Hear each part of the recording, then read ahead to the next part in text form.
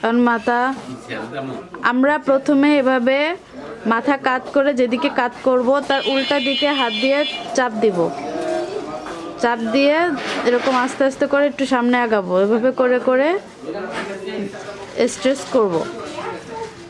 ঠিক একইভাবে তার অপর সাইডে করব।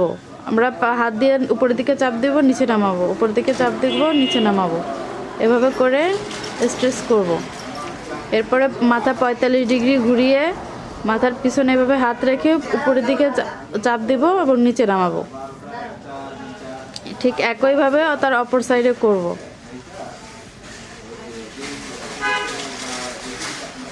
এরপরে আমরা মাথা 45 ডিগ্রি রেখে সামনের দিকে হাত দিয়ে সামনের দিকে আনবো এবং পিছনের দিব।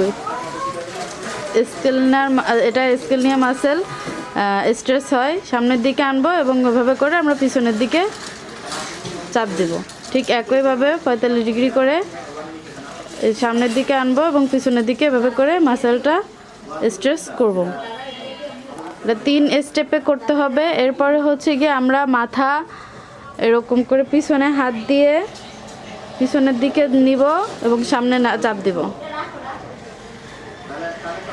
হ্যাঁ, এরপরে আমরা সামনে চাপ দিব, পিছনে নিব।